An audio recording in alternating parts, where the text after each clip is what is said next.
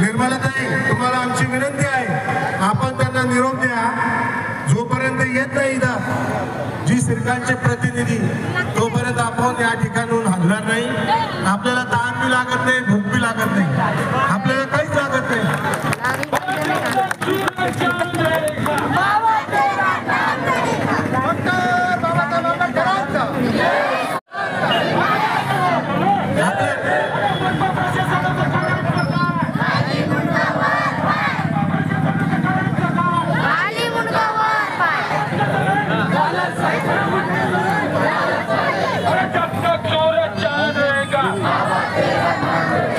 तोपर्यंत येऊन सांगणार नाही आपल्याला, आपल्या घोषणा चालू राहू द्यायच्या आहेत.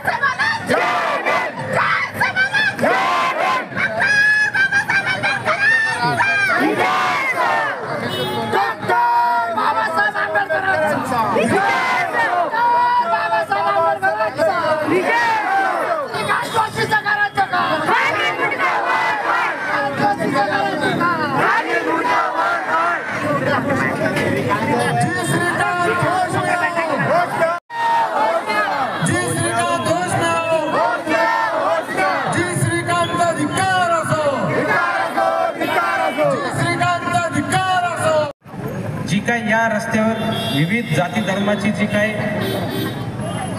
धार्मिक स्थळं आहेत, पुतळे आहेत, याच्या संदर्भात सुद्धा या ठिकाणी आपण यापूर्वी चर्चा केली आणि आता तुम्ही बोलले ना, तर या संदर्भात आपण या ठिकाणी मोठ्या संख्येनं डॉक्टर बाबासाहेबांचा पुतळा इतरत्र न हलवता तो चौकाच्या मध्यभागी बसविण्याबाबत आपण मागणी केली आहे. आपण या केलेल्या मागणीच्या अनुषंगानं आपल्या छत्रपती संभाजीनगर महानगरपालिकेचे आयुक्त तथा प्रशासक यांनी त्या ठिकाणी संबंधित अधिकाऱ्यांबरोबर भेट घेतलेली आहे, त्या ठिकाणी गेलेले आहेत आणि आता आपली जी भूमिका आहे की त्या ठिकाणी आता जे निवेदन मी वाचलं आता थोड्या वेळापूर्वी, त्यात असं म्हटलेलं काही लोकांना विश्वासात घेतलं, काही लोकांना घेतलं नाही. तर आता या चर्चेमध्ये खोलात न जाता आज या ठिकाणी आयुक्त सर नाही आहेत. आयुक्त सर आल्यानंतर आपल्या जी भूमिका आहे, आपली जी मागणी आहे ही सर्वांना विश्वासात घेऊन त्या ठिकाणी पुढची कारवाई करण्यात यावी, ही जी आपली भूमिका आहे, मागणी मी त्यांच्यासमोर मांडतो आणि त्यानुसार जो सकारात्मक निर्णय घेता येईल तो आपण त्या ठिकाणी घेऊ. मी आज या ठिकाणी आपल्याला फारसं पुढचं कुठलंही आश्वासित न करता माझे वरिष्ठ म्हणून आयुक्त सरांची जी भूमिका आहे, ते जे निर्णय घेतील ते निर्णय घेत असताना आपली भूमिका त्यांच्यासमोर मांडण्याचं काम मी करेल. या ठिकाणी मी आज एवढंच बोलतो आणि थांबतो. धन्यवाद. त्याचप्रमाणे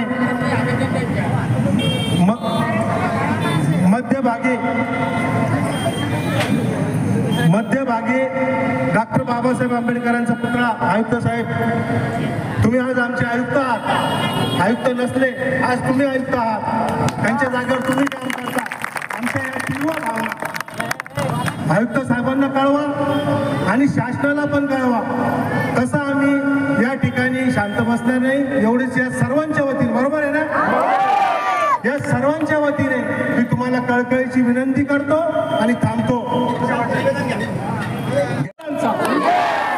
डॉक्टर बाबासाहेब आंबेडकरांचा, छत्रपती शिवाजी महाराजांचा, छत्रपती शिवाजी महाराजांचा. पत्र घ्या, फोटो काढा. सर्वप्रथम या मनपा प्रशासनाचा आम्ही निषेध करतो. चिकलठाणावासी सगळे अतिक्रमणाच्या नावाखाली जी भूसंपादन करणं चालू आहे त्यामध्ये चिकलठाणा येथील आमचा बाबासाहेब आंबेडकरांचा पुतळा यालाही यांनी मार्किंग केली.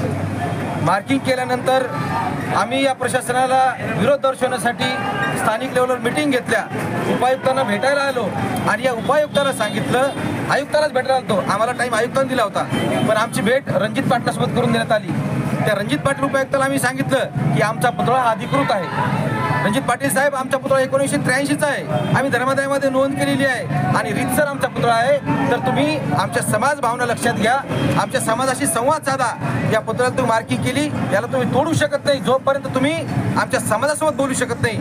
याची रीतसर पुतळा समिती आहे, पण आमच्या मागणीकडे कानाडोळा केला.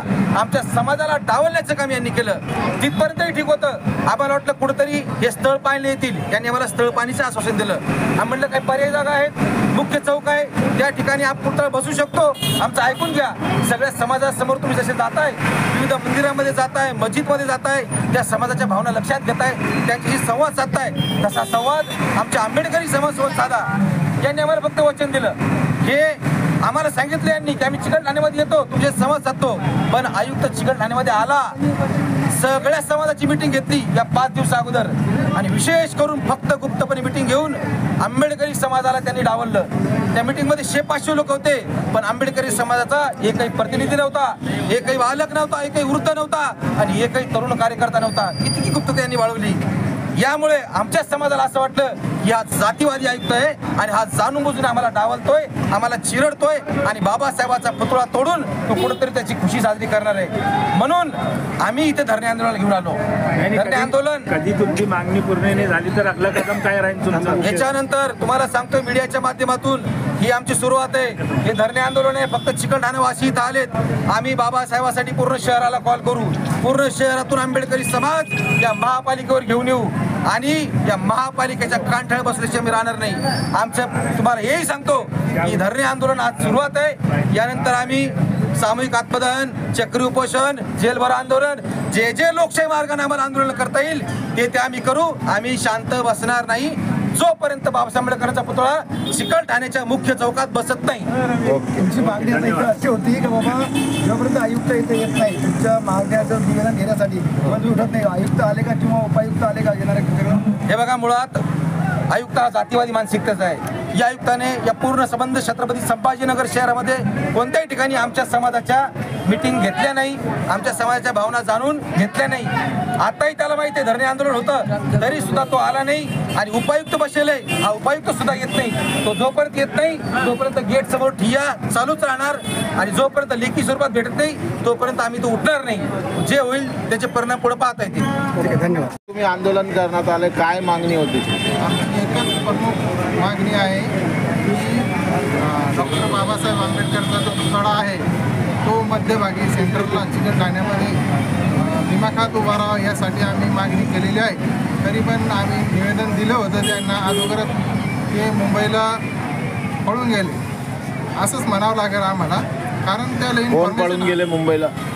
जी श्रीकांत, म्हणजे आम्ही जी त्याने पहिलीच इन्फॉर्मेशन दिली होती, परंतु ते त्यांना माहिती असताना सुद्धा जर मुंबईला जात असेल तर याची दखल त्याने घ्यायला पाहिजे होती की बाबा हे येणार आहे आणि काही कामानिमित्त. दुसरे अधिकारी कोणी भेटले नाही का? मग दुसरे कोणी अधिकारी आम्हाला भेटले नाही आणि आम्हाला म्हणतायत की तुम्ही शांत बसा, मध्ये या, आम्ही तुम्हाला बोलू.